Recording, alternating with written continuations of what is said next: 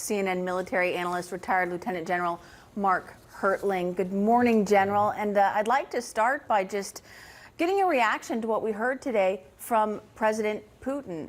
Your reaction to his speech, and then also, I think really the big news from that speech this morning, which was that Russia was going to be pulling out or not participating in the New START nuclear treaty. How do you view that bit of news in particular? Do you view it as more symbolic, or does it have some real teeth? Yeah. Well, yeah, good morning, Kristen and Jim. I do see it as somewhat symbolic, but I also see it as Putin hurting himself. I think he wants to gain more intelligence from us than we want to gain from him with this New START treaty.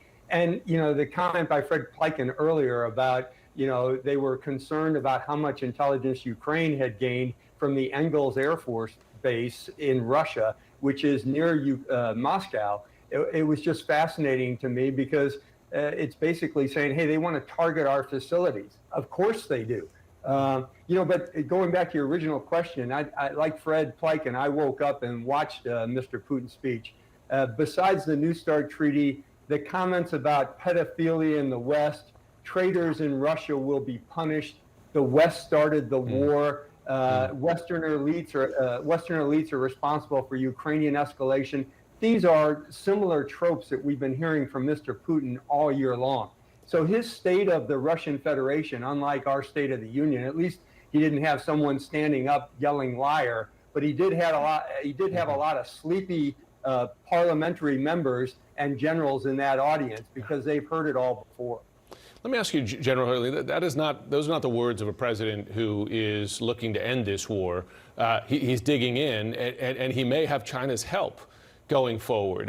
There was some hope that maybe this was the year that Ukraine breaks through those Russian lines, takes back territory, maybe Russia sues for peace. But I mean, is that, as you hear those words and you hear China considering stepping in, does that hope disappear?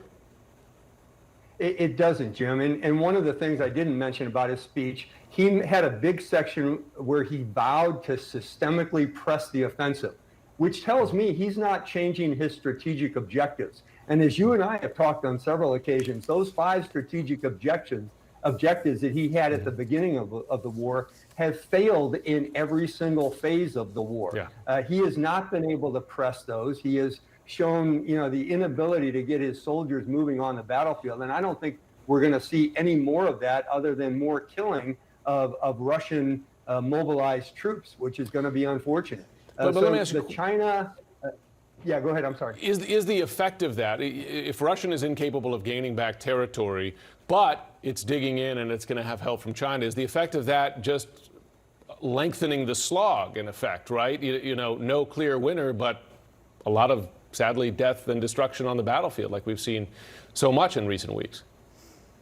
Yeah, I think what we're going to see in the next couple of weeks is a rush to victory by both sides, if you will. Russia is going to continue to put more on the front lines, but they're mobilized, untrained forces, and it will create a slog and, unfortunately, a lot of death for Russian soldiers and Ukrainians as well. But I think Ukraine is attempting to push the envelope, get trained in Europe, in Germany, in Poland, in UK, the various places where they're training, and being able to capably execute an offensive. And I see that happening later in the winter, probably early spring. So we're going to see some back and forth for a while, but I do believe that Ukraine is going to take the fight to the enemy and regain much of their territory in the spring and early summer. Goodness, so it'll be a lot to watch in the coming weeks because both sides seem to be digging in for something aggressive. Lieutenant Colonel Mark Hertling, thanks so much as always. Lieutenant General, I didn't say Colonel, did I? You're a Lieutenant General for sure. Lieutenant General Mark Hertling. Thank you, General. Those were some of my best years, Jim. Thank you. Yeah, we do not demote our guests on the air.